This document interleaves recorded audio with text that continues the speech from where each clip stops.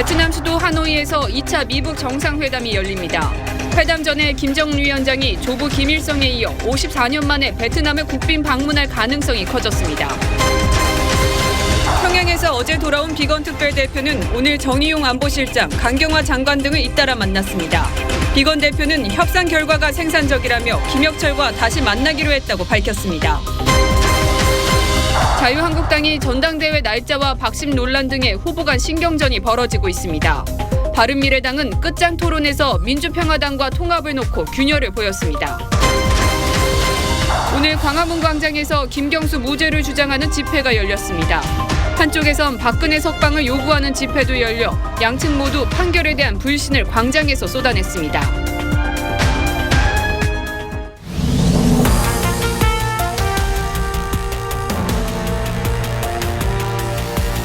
시청자 여러분 안녕하십니까? TV조선 뉴스7 시작합니다. 미북 간 2차 정상회담이 결국 베트남 수도 하노이에서 열리게 됐습니다.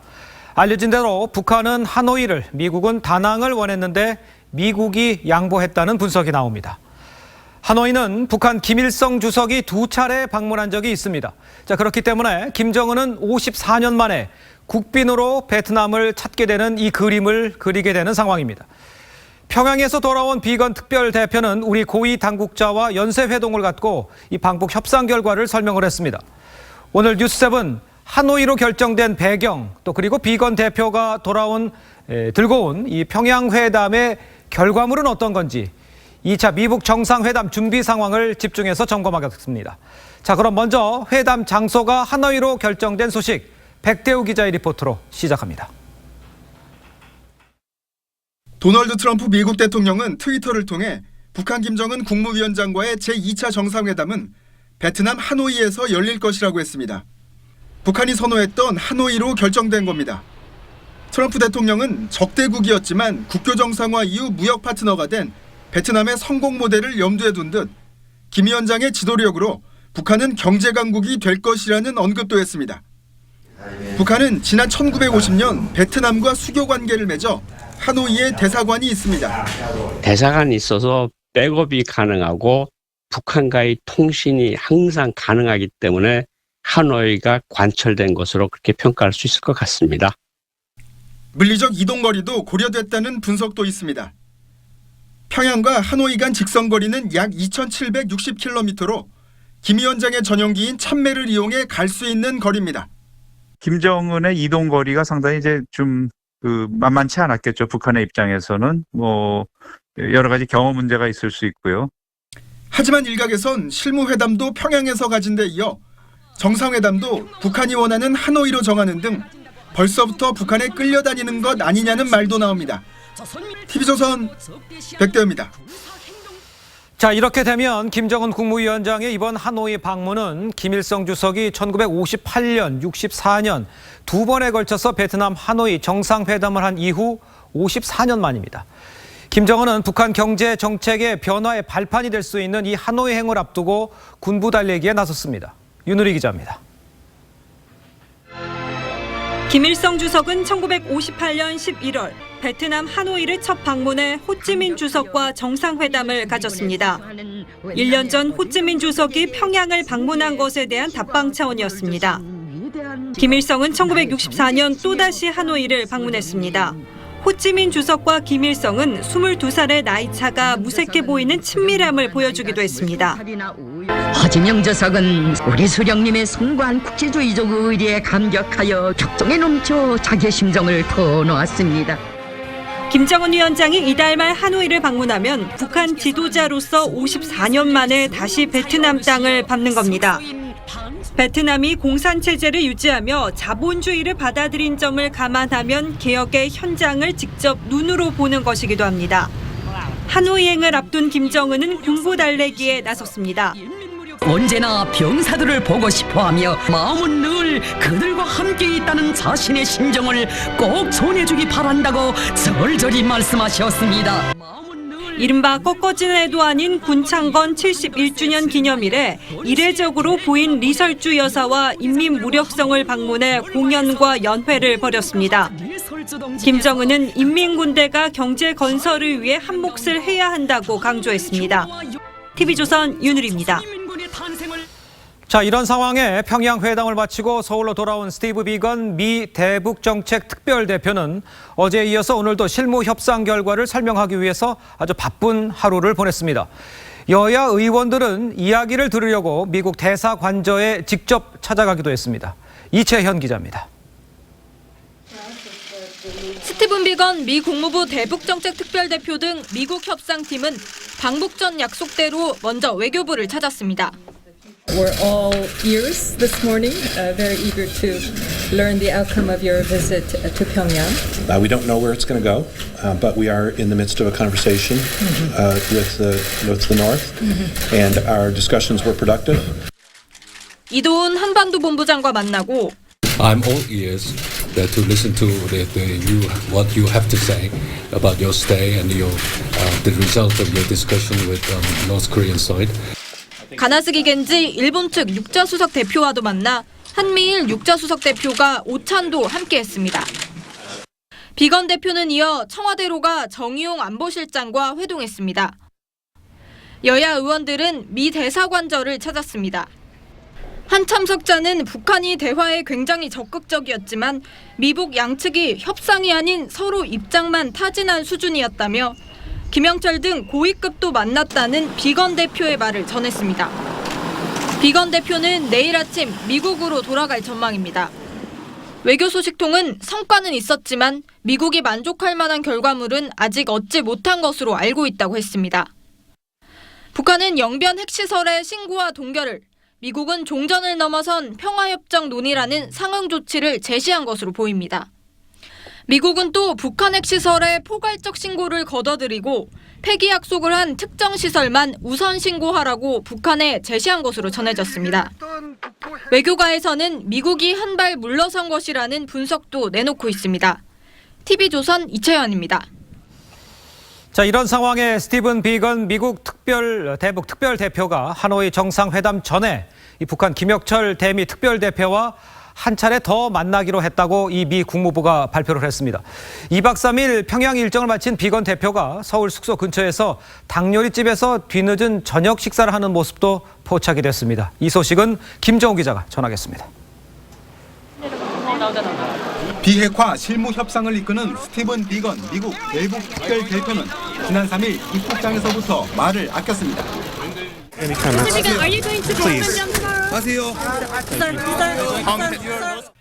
서울 숙소를 드나들 때도 별도 브리핑 없이 취재진을 지나쳤습니다.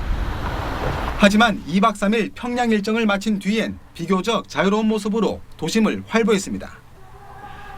협상 결과 보고 후 늦은 저녁 식사를 숙소 근처 닭요리집에서 하는 모습도 포착됐습니다.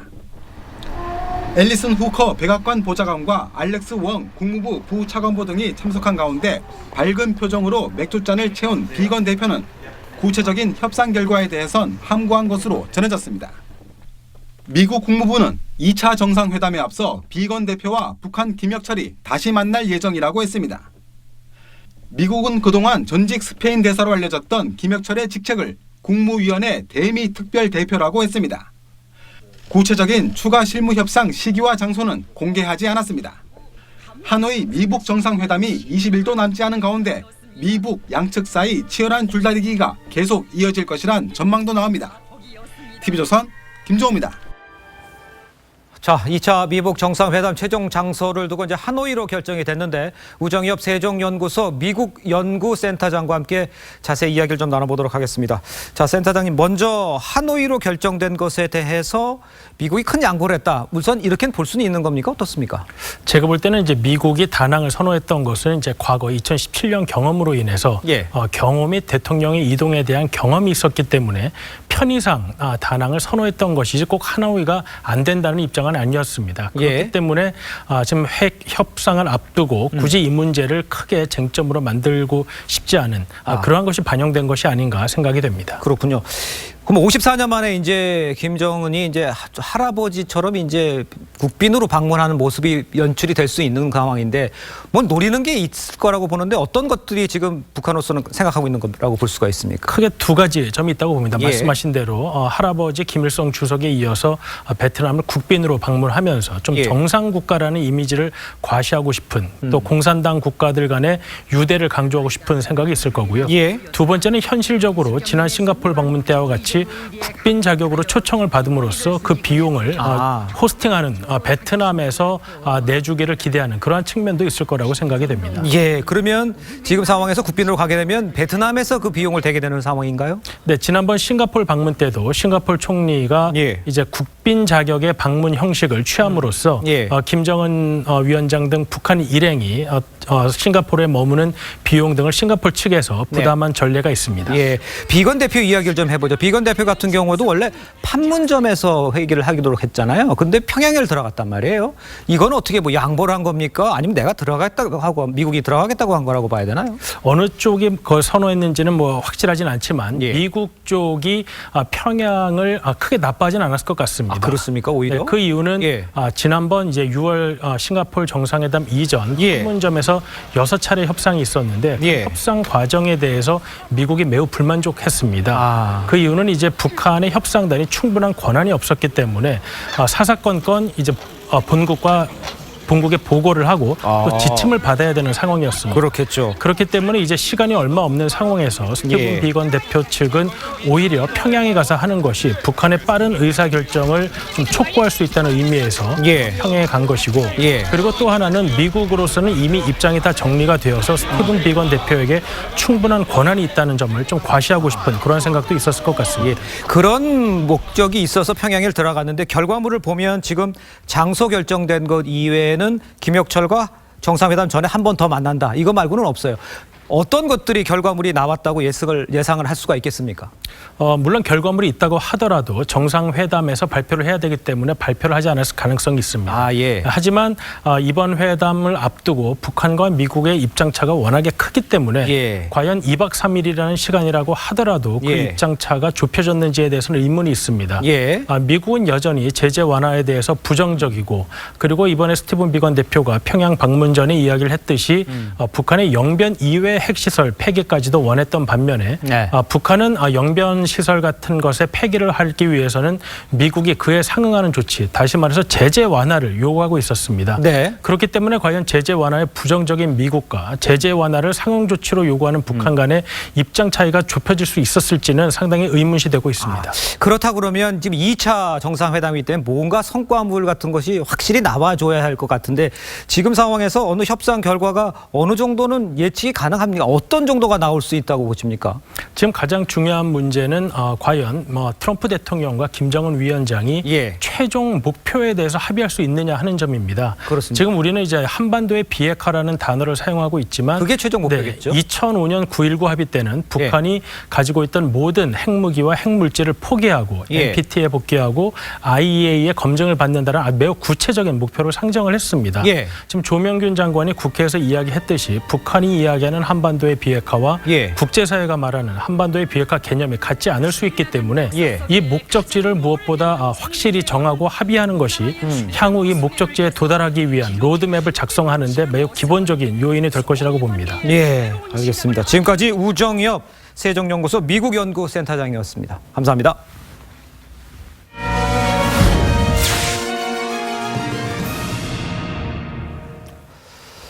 자, 다음 소식 이어가겠습니다. 자유한국당이 전당대회를 일정 그대로 강행하기로 결정하자 6명의 후보가 일괄 보이콧을 선언한 가운데 오세훈 전 시장은 일방적 결정에 당황스럽다 이렇게 말하면서 실망감을 드러냈습니다. 선관위는 주말 회의를 열어서 무더기 보이콧 사태에 대한 대책을 논의를 했지만 결정 번복은 없다는 입장입니다. 김미선 기자입니다. 전당대회 보이콧을 선언한 후보 6인 가운데 한 명인 오세훈 전 시장은 약속된 일정을 소화하면서도 당 결정에 당혹감을 드러냈습니다.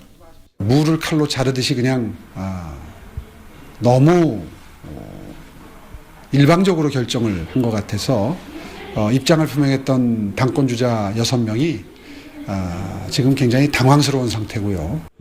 나머지 후보들과 만나 논의해보겠다는 여지는 남겼습니다. 홍준표 전 대표는 SNS를 통해 특정인의 아들 공천 때문에 무리를 범하고 있다는 말이 사실이 아니길 바란다며 지도부의 의혹을 제기했습니다. 후보들은 주말 사이에 선거 홍보물을 만들어 등록일인 12일에 제출해야 하지만 모든 일정을 중단했습니다. 황교안 전 총리는 박정희 전 대통령 생가를 찾아 당의 결정이라며 후보들을 설득했고, 양보하신 일정에 대해서 좀 조정하시죠. 제가 양보할 수도 있고 다 그러는데 당이 이제 정한 거 아닙니까? 예. 김진태 의원은 그만 징징거리고 들어오길 바란다고 했습니다. 박관용 선관위원장은 주말 회의를 이뤄가며 봉합책 마련에 나섰지만 결정 번복은 없다는 입장입니다. TV조선 김미선입니다. 네, 오랜만에 공개 석상의 모습을 드러낸 이 바른미래당의 유승민 의원은 최근 불거진 민주평화당과의 통합 문제와 관련해서 있을 수 없다고 강조를 했습니다. 하지만 호남 의원들을 중심으로 당내 반발이 거셉니다. 바른미래당이 평화당과의 통합을 놓고 균열이 시작된 것 아니냐, 이런 우려가 나오고 있습니다. 박재훈 기자입니다. 바른미래당은 이틀에 걸쳐 의원 연찬회를 열고 자정 무렵까지 6시간 넘게 토론을 벌였습니다. 당 지도부는 세력을 확장해야 한다는 점에는 공감하면서도 민주평화당과의 통합에는 선을 그었습니다. 민평당과의 합당 문제는 지도부에서는 지금 때도 아니고 바람직하지도 않다. 7개월 만에 당 공식 행사에 참석한 유승민 의원도 평화당과의 통합은 결코 있을 수 없는 일이라고 했습니다. 민주평화당에 계신 분들이 거기에 동의하지 않는 한 또 그런 정치의 길을 걸어오시지 않았던 분들이기 때문에 민주평화당과 통합은 있을 수 없는 일이다라고 생각합니다. 하지만 박주선 의원과 김동철 의원 등 호남 의원들을 중심으로 반발이 나왔습니다. 통합정당을 만들기 전의 의석수보다 더 적은 통합정당이 됐지 않았어요. 그래서 그 교훈은 우리가 잊어서는 안 되는 교훈이라고 생각합니다. 유승민 의원의 역할 확대 필요성에는 다수 의원들이 공감했지만 평화당과의 통합을 두고 내부 갈등이 커지면서 당내 균열이 시작됐다는 분석도 나옵니다. TV조선 박재훈입니다. 네, 지금 광화문 광장에선 이른바 사법농단 규탄 집회가 열리고 있습니다. 사법거래 의혹 등으로 얼룩진 사법부를 개혁하자는 목소리인데요. 현장에 나가 있는 취재기자 연결해 자세한 상황 알아보겠습니다. 네, 최민식 기자, 추운 날씨인데 사람들이 많이 모였습니까? 네, 이곳 광화문 광장엔 수많은 시민들이 촛불을 든 채 나와 있습니다. 집회 참가자들은 사법적폐를 청산하라는 구호를 외쳤는데요. 사법거래 의혹으로 구속된 양승태 전 대법원장뿐만 아니라 이에 가담한 법관들 역시 함께 책임을 져야 한다는 겁니다. 또 집회 참가자들은 김경수는 죄가 없다는 구호를 외치기도 했는데요. 범죄 혐의를 받고 있는 판사가 재판을 주관하는 건 잘못이라며 사법적폐 세력들이 보복성 판결을 내려 김 지사를 구속했다고 주장했습니다. 네, 이들뿐 아니라 보수단체도 도심으로 나와서 목소리를 높였죠. 한마디로 말씀드리면 문재인 정부... 네, 오늘 오후 1시부터 보수단체들 또한 서울역과 대한문 등 서울도심 곳곳에서 집회를 열었습니다. 태극기와 성조기를 함께 든 집회 참가자들은 박근혜 전 대통령은 죄가 없다며 즉시 석방할 것을 요구했습니다. 뿐만 아니라 이들은 김경수 경남지사가 댓글 조작 사건으로 유죄 판결을 받은 만큼 지난 대선도 문제가 있는 것이라고 주장했습니다. 흩어져 있던 보수단체들은 오후 3시부터 광화문 광장으로 직결하기 시작해 오후 5시쯤 시작된 사법적폐 규탄 집회와 맞물려 맞불 집회 양상을 보이기도 했습니다. 사법부의 결정에 반발하는 집회가 잇따르면서 사법부 신뢰가 흔들리고 있다는 지적이 나옵니다. 지금까지 광화문 광장에서 TV조선 최인식입니다. 민주노총 서울대 기계 정기 노조가 파업에 들어가면서 도서관 학생들이 추위에 떨고 있다는 소식 어제 전해드렸습니다. 학교 측과 노조가 대화를 시작했지만 노조는 요구 조건을 관철시키겠다는 입장이어서 타결까지는 상당한 시간이 걸릴 것으로 예상이 됩니다. 오늘 상황은 어떤지 취재기자 연결해 보겠습니다. 자, 윤재민 기자, 지금 도서관 분위기는 어떻습니까? 네, 토요일 저녁이지만 도서관은 환하게 불이 켜져 있습니다. 사흘째 난방이 끊겨 학생들의 불편은 이어지고 있습니다. 도서관 학생들은 오늘도 실내에서 두꺼운 점퍼를 입은 채 공부하고 있습니다. 총학생회가 노조와 협의해 도서관 입구에 핫팩을 두고 가기도 했지만 난방이 되지 않는 도서관 실내 온도는 최대 17도로 평시 온도인 25도보다 훨씬 낮습니다. 지난달 학사 일정이 모두 끝났기 때문에 지금 도서관에는 대학원생과 고시 준비생들이 주로 남아 있는데요. 특히 얼마 남지 않은 변리사 시험과 회계사 시험, 그리고 행정고시를 준비하는 수험생들이 막바지 공부에 열을 올릴 때인데 난방이 안 돼 불편함이 이어지고 있습니다. 이번 사태는 이틀 전 민노총 산하의 서울대학교 기계 전기 분야 노조가 임금을 인상해달라며 기계실을 점거하며 난방 전원을 끊으면서 시작됐습니다. 일부 학생은 파업을 지지해달라는 벽보 앞에 노조가 학생들을 인질 삼고 있다며 남의 권리를 짓밟는 자와 연대하지 않겠다는 글을 남기기도 했습니다. 또 일부 학생들은 난방시설을 점거한 채 사용하지 못하게 막는 것이 불법이 아니냐며 경찰의 도움을 요청했지만 경찰은 학교 측의 요청이 있을 때까지 개입하지 않기로 했습니다. 지금까지 서울대학교 중앙도서관에서 TV조선 윤재민입니다. 태안화력발전소에서 일하다 숨진 비정규직 근로자 고 김용균 씨의 연결식이 광화문 광장에서 열렸습니다. 김 씨의 장례를 도운 노동계는 위험에 내몰린 하청 노동자들을 위한 싸움을 이어가겠다고 밝혔습니다. 최수영 기자입니다. 고 김용균 씨의 영정을 앞세운 행렬이 광화문 광장으로 향합니다. 내가 김용균이다! 죽음의 의지와 중단아! 유가족과 운구 차량 규로는 산업재해로 숨진 노동자를 추모하는 보라색 풍선 행렬이 따릅니다. 비통한 심정을 참아내던 고 김용균 씨의 어머니는 광화문 광장에 마련된 단상에 올라 오열했습니다. 사랑하는 내 아들아, 보고 싶고 만지고 싶고 엄마는 어떻게 살아야 될지 모르겠구나. 영하 11도의 칼바람에도 주최 측 추산 2,500여 명이 연결식에 함께했습니다. 청년 비정규직 김 씨의 죽음은 열악한 상황에 놓인 하청 노동자에 관한 사회적 여론을 환기하는 기폭제가 됐습니다. 지난해 말엔 유해하거나 위험한 작업의 도급을 원칙적으로 금지하고 도급인의 산재 예방 책임을 강화하는 내용으로 산업안전보건법이 개정됐습니다. 고인의 죽음을 부른 비정규직을 철폐하고 공공부문의 상업화, 민영화를 다시 제자리로 돌려놓는 투쟁에 나설 것입니다.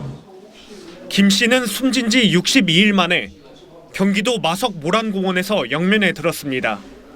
TV조선 최수영입니다. 어젯밤 서해안 고속도로에 갑자기 멧돼지가 나타나 4중 추돌 사고가 났습니다. 이 사고로 7명이 다쳤습니다. 주말 사건 사고 주원진 기자입니다. 어두운 도로 위에 멧돼지가 쓰러져 있습니다. 차량 범퍼는 심하게 찌그러졌습니다. 어젯밤 9시 15분쯤 서해안 고속도로에서 갑자기 뛰어든 멧돼지가 달리던 승용차에 부딪혔습니다. 주변을 지나던 차량 세대도 멧돼지를 피하다가 잇따라 부딪혔습니다. 이 사고로 28살 김모 씨 등 7명이 다쳤습니다.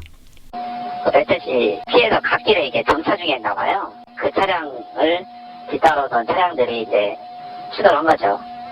해경구조선 옆으로 카약이 위태롭게 매달려 있습니다. 오늘 낮 12시 12분쯤 부산 기장군 앞바다에서 카약 8척이 표류하다 구조됐습니다. 돌풍이 이제 바람이 부니까 자력으로 자기 가고 싶은 방향을 못하고 이제 표류가 되기 시작한 모양입니다. 오늘 새벽 2시 30분쯤 경북 포항시 동빈내양 앞바다에 승용차가 빠졌습니다. 이 사고로 동승자 24살 지모 씨가 숨졌습니다. 경찰관의 음주단속 그게 이제 거부를 하니까 막다른 길에도 커브 못 틀고 그런 이제 바다에 이제 빠진 거예요. 경찰은 운전자 25살 김모 씨를 음주운전 등의 혐의로 입건했습니다. TV조선 주원진입니다.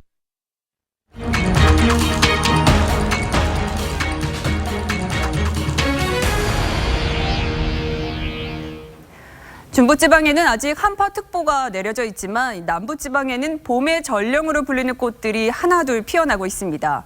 남매를 비롯해 풍년화와 매화까지 화사함을 뽐내고 있습니다. 이성진 기자입니다.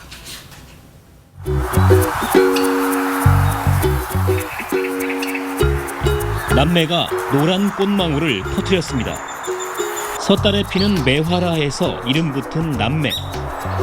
수줍은 듯 고운 자태에 따스함이 감돕니다. 남매는 보통 절기상 대하늘 즈음에 꽃을 피우는데 올해는 평년보다 약간 늦은 지난달 말에 처음으로 꽃망울을 터뜨렸습니다.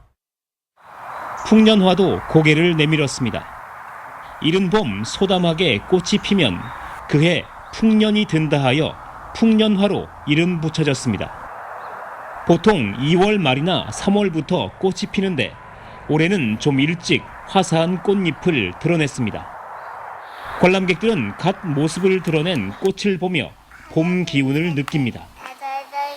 아직 날씨가 추운데 꽃을 보니까 봄이 다가온 것 같아요. 그래서 기분이 정말 좋네요. 매화도 꽃망울을 품었습니다. 며칠 숨을 고르다 기온이 좀 더 오르면 연분홍 꽃잎을 펼칠 기세입니다. 2월 중순부터 매화, 도명나무가 피고 이어서 산수유 등 펴서 봄을 알리게 됩니다.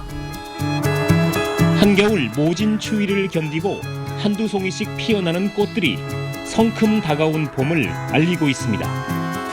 TV조선 이성진입니다. 정부는 4년 전부터 명태 치어를 방류하고 있습니다. 얼마 전 명태가 한꺼번에 2만 마리 넘게 잡혀 기대가 컸지만 모두 자연산으로 판명이 났습니다. 이런 가운데 정부가 명태 포획을 1년 내내 금지하고 나서 어민들이 반발하고 있는데 이 소식은 이승훈 기자가 취재했습니다. 업 한 장의 명태가 가득 쌓였습니다. 지난해 말 고성 앞바다에서 일주일 만에 30cm 크기 명태 2만 1,000마리가 잡혔습니다. 명태가 대량으로 잡힌 건 지난 2007년 이후 처음입니다. 며칠 안 나, 한 일주일 잠깐 나다가 말았어요. 지금은 아예 없어 또. 어민들은 방류한 치어가 돌아왔을 수 있다고 기대했습니다. 하지만 유전자 검사 결과 모두 자연산이었습니다. 정부와 강원도는 지난 2015년부터 명태 치어 122만 6천 마리를 방류했습니다. 이 가운데 방류 명태가 다시 잡힌 건 4마리 뿐입니다.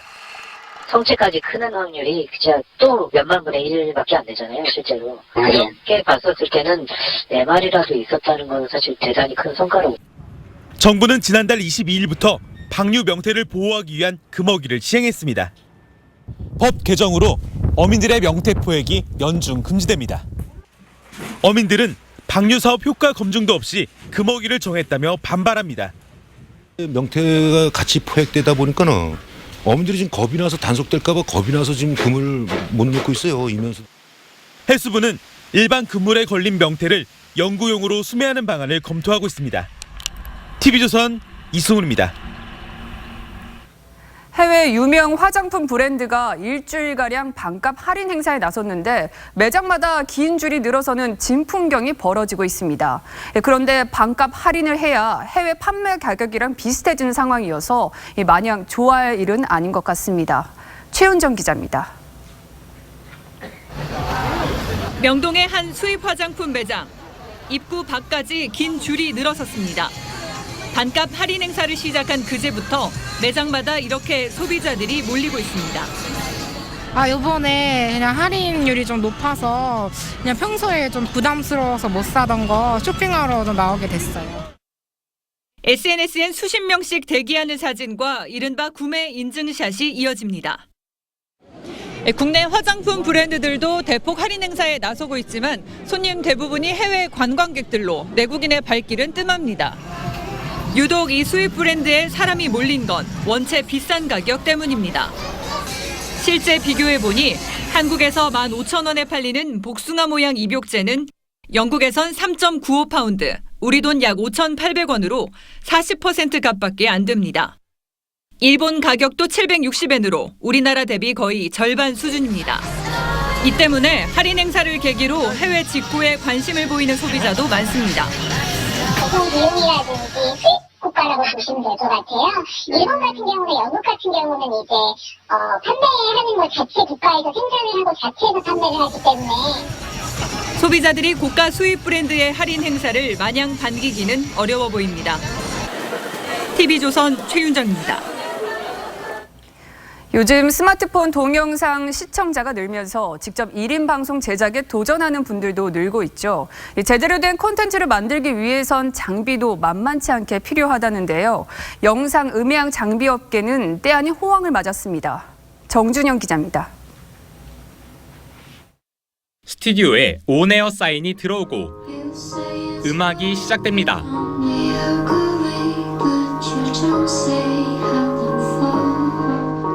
5년 전부터 노래와 악기 연주를 선보이고 있는 유튜브 음악 채널 제작자들입니다. 수준 높은 콘텐츠를 만들기 위해선 필요한 게 한두 가지가 아닙니다. 고성능 카메라부터 마이크, 스피커, 조명까지 전문 스튜디오 못지않습니다. 그런 장비가 이제 갖춰짐으로써 이제 훨씬 더 퀄리티가 있는 느낌을 전달할 수 있는 것 같아요. 덕분에 방송, 음향 장비 시장은 때 아닌 호황입니다. 한 인터넷 쇼핑몰의 개인 방송 관련 장비 매출은 1년 전보다 2배, 2년 전보다는 6배 넘게 늘었습니다. 방송국 수준의 전문 녹음 장비나 고화질 영상 보관을 위한 대용량 저장 장치 판매가 크게 늘었습니다. 이동 중에도 흔들림 없이 스마트폰을 찍을 수 있게 해주는 장비는 품귀까지 빚고 있습니다. 인기가 가장 많은 제품은 핸드 짐벌이라는 제품인데 들어오게 되면은 이틀 만에 거의 완판되는 수준으로. 개인 방송 제작자들이 늘어나면서 차별화를 위한 투자 비용도 그만큼 늘어나고 있습니다. TV조선 정준영입니다. 아마존 창업자 베이조스가 미국의 한 연예 주간지에 협박을 당해왔다고 폭로하면서 미 검찰이 수사 여부를 검토 중입니다. 자, 그런데 이 주간지는 트럼프 대통령과 각별한 친분으로 유명한데 세계 최고 부호의 이혼과 불륜설에 파장이 지금 커지고 있습니다. 송지욱 기자입니다. 아마존 창업자이자 CEO인 제프 베이조스가 블로그에 올린 글입니다. 연예지 내셔널 인콰이어러가 자신의 사생활로 협박을 해왔다며 이메일 내용까지 공개했습니다. 베이조스는 이 주간지가 전 폭스 TV 앵커 로런 산체스와의 내연 관계를 폭로하기 직전 이혼 발표를 했는데 여기에 정치적 동기가 있다고 주장해왔습니다. Bad news about him, and it certainly looks like that's what they were trying to do here with Bezos. They were trying to pressure him. 미 연방검찰은 이 주간지의 모회사 AMI에 대해 수사를 검토 중인 것으로 알려졌습니다. 베이조스 사생활 기사 처리 과정을 살펴보겠다는 겁니다. 베이조스는 트럼프 대통령과 앙숙으로 유명합니다. 베이조스가 소유한 워싱턴 포스트는 트럼프 비판 기사를 실어왔고 트럼프 대통령은 아마존을 공개적으로 공격해왔습니다. The post office is losing billions of dollars and the taxpayers are paying for that money because it delivers packages for Amazon at a very below cost and that's not fair to the United States. AMI 사장 데이비드 패커가 트럼프 성추문 독점 보도권을 산 뒤 보도하지 않았던 전력 등 트럼프와 절친한 관계가 부각되면서 베이조스 불륜 보도 배후에 대통령이 있는 것 아니냐는 의혹도 커지고 있습니다. TV조선 송지욱입니다. 이판 군주제 전통을 지켜온 태국에서 국왕의 친누나가 총선에 출마하려다가 하루 만에 번복을 했습니다. 한 살 아래 국왕이 위헌이라면서 반대 의사를 밝힌 뒤 왕실의 정치 참여 소동이 마감이 된 건데 태국에서 왕실이 어떤 위치에 있는지 확인해줬다는 평가입니다. 이태영 기자입니다. 풍부한 표정과 화려한 액션 연기를 선보이는 여주인공. 태국 국왕의 누나이자 가수 겸 배우 67세 우본란 라차까냐입니다. 다음 달 24일 태국 총선에 탁신계 정당 야권 후보로 출마를 선언하면서 전국은 혼돈에 휩싸였습니다. The image of His Majesty working tirelessly to improve the livelihoods of the Thai people will always be remembered. 왕권과 정치를 분리한 이펀 군주제에서 왕의 친누나가 총리를 맡는 초유의 사태가 벌어질 수 있었기 때문입니다. 하지만 와치랄롱권 태국 현 국왕이 고위 왕실 가족의 정치 참여는 왕실 전통과 국가 규범에 어긋난다는 칙령을 발표하며 제동을 걸었습니다. 우본랏 공주를 후보로 내세운 친탁신 야당 타이락사 차트당이 국왕 칙령에 따르겠다며 하루 만에 포기 의사를 밝혔습니다. 우본랏 공주는 자신이 과거 미국인 남편과 결혼하면서 공주 신분을 박탈당했기 때문에 출마에 문제가 없다고 주장했지만 당의 결정 철회에 따라 출마는 무산될 것으로 보입니다. TV조선 이태영입니다. 네, 놓치면 아쉬운 더하기 뉴스 시간입니다. 오늘은 김수홍 기자와 함께하겠습니다. 자, 더하기 뉴스 첫 번째 키워드 보겠습니다. 위대한 승리의 투어. 어떤 내용입니까? 네, 승리가 이 SNS에 올린 공연 포스터 제목입니다. 다음 달 인도네시아 자카르타에서 단독 콘서트가 추가됐다는 것을 알리고 있습니다. 근데 이제 승리 씨 하면 자신이 이제 이사로 있던 버닝썬 이 문제가 불거지면서 SNS 활동 거진 안 했지 않습니까? 그렇습니다. 이 클럽과 경찰의 유착 의혹 그리고 약물을 이용한 성폭력 의혹, 최근엔 VIP 룸 내 내부 성관계 동영상까지 유출되면서 버닝썬 관련 논란은 확대 일로입니다. 네. 그런데 승리는 지난 2일 SNS를 통해 클럽의 경영과 운영에는 관여하지 않는다고 해명하면서도 책임질 일이 있으면 책임을 지겠다고 사과했습니다. 그렇군요. 그럼에도 불구하고 아직 수사가 진행 중이고 네. 논란이 완전히 해소되지 않은 시점에 콘서트 홍보에 나선 것은 부적절한 것 아니냐는 지적이 이어지고 있습니다. 아, 그럴 수도 있겠네요. 자, 두 번째 키워드 보겠습니다. 1+1의 진실은 이건 어떤 내용입니까? 네, 이 마트에서 이 1+1 제품 많이 보지 않습니까? 그렇죠. 그러니까 이제 두 개를 묶어서 하나 가격에 싸게 판다고 홍보를 했는데 사실은 두 개 값을 다 받고 있는 거라면 상당히 골타먹은 기분이 들겠죠. 그렇죠. 허위, 과장 광고 이렇게 말할 수는 있겠죠. 그렇습니다. 그래서 공정위가 3년 전에 이런 사례들을 적발해서 이 대형마트들 일부에 과징금을 부과했는데요. 이 일부 업체가 불복 소송을 냈는데 최근 2심에서 승소 판결을 받았습니다. 잠깐만요. 그렇다면 법원과 공정위의 판결이 다른다는 건데 이유가 있을 거 아닙니까? 네, 이 정상 가격이라는 것을 어느 시점의 가격으로 볼 거냐 하는 문제인데요. 이 칫솔 세트를 한 예로 들면 한 마트에서 1+1으로 9,900원에 팔았는데 이전에 낱개로 팔 때는 일주일간 4,450원이었다가 그 다음 주에는 8,900원, 그 다음 주에 또 9,900원으로 가격이 올랐습니다. 공정위는 이 직전 20일 가운데 최저가인 4,450원을 종전가로 보고 원래 이 가격이었으니 1+1이라고 과장 광고를 하면서 제값을 다 받은 것 아니냐 이렇게 본 겁니다. 그런데 법원은 행사 직전 가격을 기준으로 삼는 게 맞다고 봤습니다. 그러니까 하나값 9,900원에 두 개를 주는 게 맞다 이렇게 판결을 한 겁니다. 그러니까 그래도 한 달 사이에 이제 가격이 많이 오른 건 맞는데 도대체 소비자 입장에서는 뭐가 정상 가격인지는 사실 좀 어려운 것 같긴 했습니다. 그렇습니다. 자, 마지막 키워드 보겠습니다. 네. 화마가 앗아간 축구 꿈나무. 이 얘기는 또 무슨 얘기예요? 이번엔 좀 안타까운 축구계의 비보가 전해졌습니다. 123년 역사의 브라질 명문 구단 플라멩구의 유소년 팀 숙소에서 불이 나 10명이 숨지고 3명이 부상을 입었습니다. 숨진 10명 가운데 6명이 14에서 16세 유소년 선수들이고요. 4명은 팀 관계자들입니다. 브라질은 나라 전체가 침통함에 잠겼습니다. 이 리우 지역에서 열리는 과나바라컵 축구대회 일정이 연기가 됐고 병상에 누워있는 자이르 보우소나루 대통령을 비롯해서 네이마르, 호나우지뉴 등 브라질 출신 축구 스타들이 SNS를 통해 이 애도 메시지를 전하고 있습니다. 그렇군요. 지금까지 김수영 기자였습니다. 잘 들었습니다.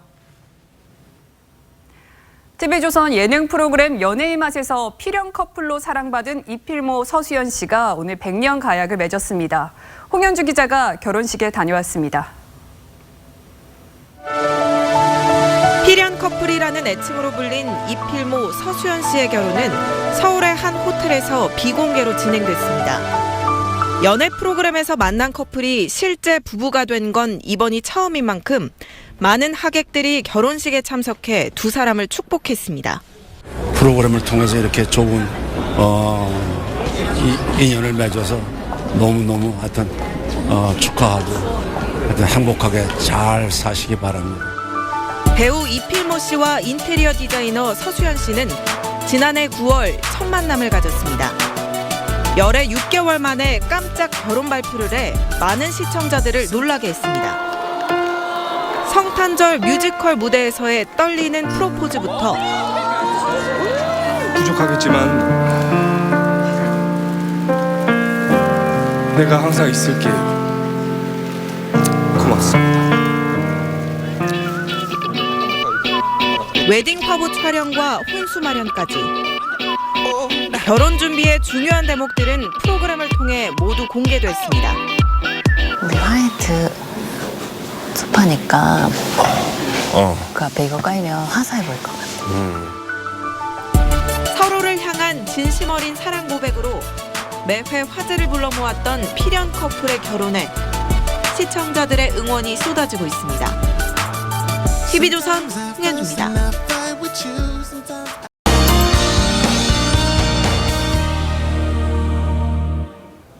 주말인 오늘 찬바람이 불면서 종일 영하권 체감 추위가 이어지고 있습니다. 강추위는 내일까지 이어진 뒤 서서히 풀리겠는데요. 내일 아침 기온 보시면 서울이 영하 9도, 대전과 대구 영하 7도로 출발하겠고요. 낮 기온은 서울 1도, 광주와 대구 6도가 예상됩니다. 바람이 불어서 체감 온도는 종일 영하권에 머무는 곳이 많겠습니다. 한편 전국 곳곳에 건조특보가 확대 강화되고 있습니다. 습도가 매우 낮기 때문에 작은 불씨도 큰 화재 사고로 번질 가능성이 크니까요. 산불 등 화재 예방에 각별한 주의가 필요하겠습니다. 휴일인 내일 새벽 한때 동해안에는 눈이 조금 내리겠고요. 내일도 공기질은 비교적 깨끗하겠습니다. 추위는 월요일 낮부터 차츰 평년 기온을 회복하면서 누그러질 것으로 전망됩니다. 기상정보였습니다. 네, 이상으로 토요일 TV조선 뉴스7 마칩니다. 네, 저희는 내일 다시 찾아뵙겠습니다. 시청해주신 여러분 고맙습니다.